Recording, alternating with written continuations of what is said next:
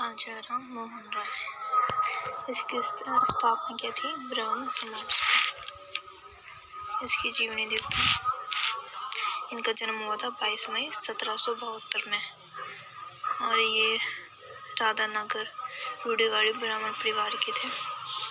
इनकी माता का नाम था रमाकांत, पिता का नाम था और माता का नाम तेरिणी।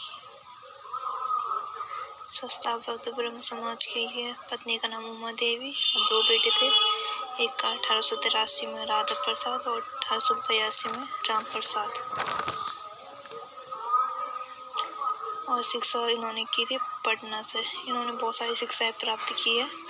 फारसी, अरबी, बनारस में उन्होंने संस्कृत, वेद और उपनिषद का भी अध्ययन किया।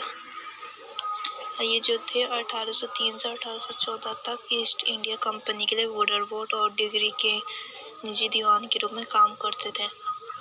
जो टैगोर थे इन्होंने राजा राम मोहन राय को भारतीय इतिहास का चमकदार सितारा कहा है। राजा राम मोहन राय में दिल्ली के मुगल सम्राट अकबर सेकंड पेंशन से संबंधित शिकायत हेतु इंग्लैंड गए थे। इसी कारण अकबर सेकंड द्वितीय द्वारा उन्हें राजा की उपाधि दी गई।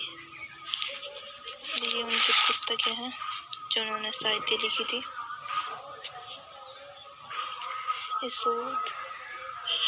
ईसोड निसंद, कर्णोपनिषद, मुंडक उपनिषद,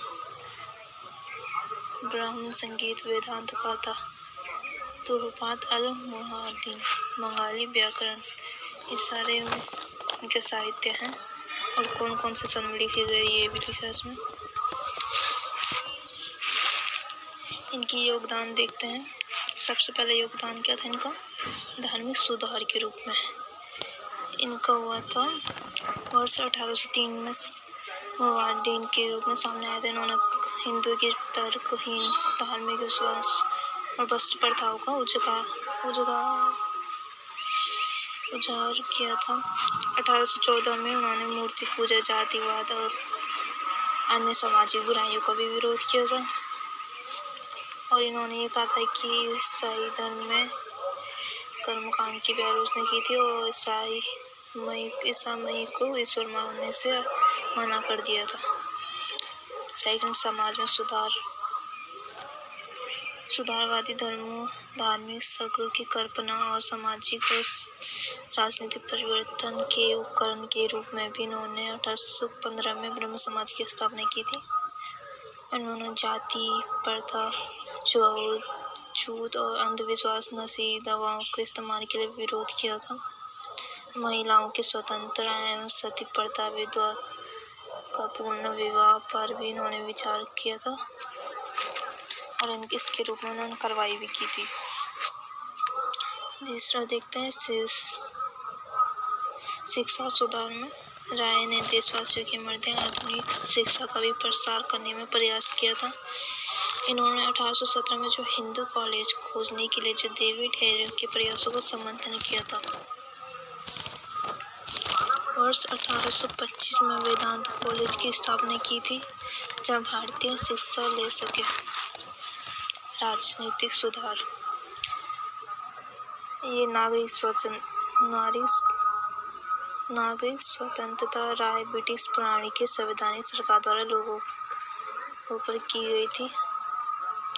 प्रेस, लेखन व अन्य गतिविधि विधायी के माध्यम से भारत के स्वतंत्र प्रेस के लिए आंदोलन का समर्थन किया था। इन्होंने किया था 1819 में लॉर्ड हैंगस्टन द्वारा प्रेस में दी थी। तो इन्होंने 3 पत्रिकाएं थी। एक ब्राह्मणवादी पत्रिका, बंगाली साप्ताहिक, संवाद कौमुदी, फारसी सम्राट मिरात उल अकबर का प्रकाशन किया था इन्होंने।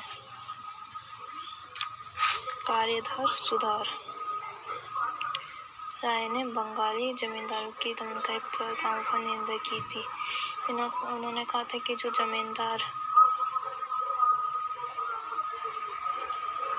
जमींदारों की जो प्रथाएं होती है उन्हें रोका था। उन्होंने कहा था कि भूमि के कर को माफ कर देना चाहिए। उन्होंने विदेश में जो भारतीय वस्तु बेची जाए थे उनमें भी शुल्क को कम करने के लिए इन्होंने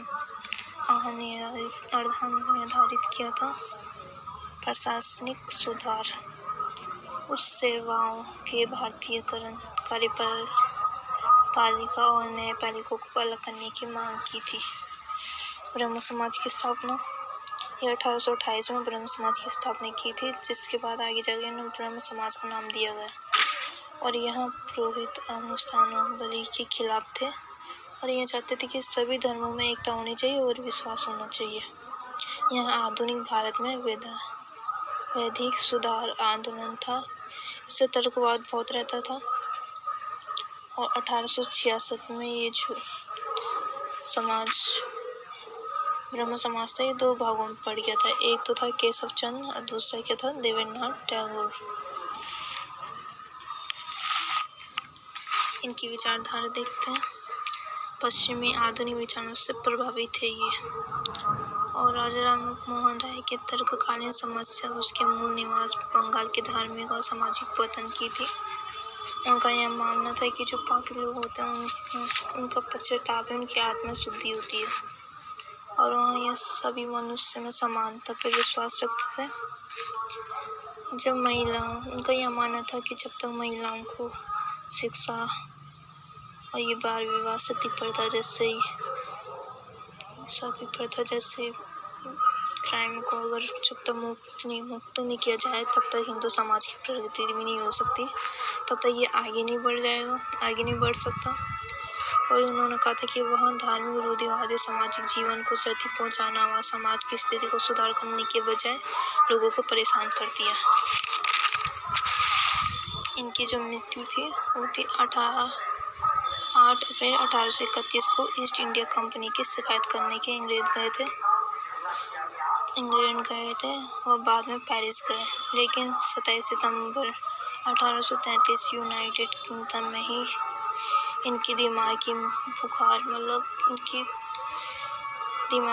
के कारण इनकी मृत्यु हो गई। बाद में इन्हें ब्रिटेन के एनोस कब्रिस्तान में ही दफना दिया गया।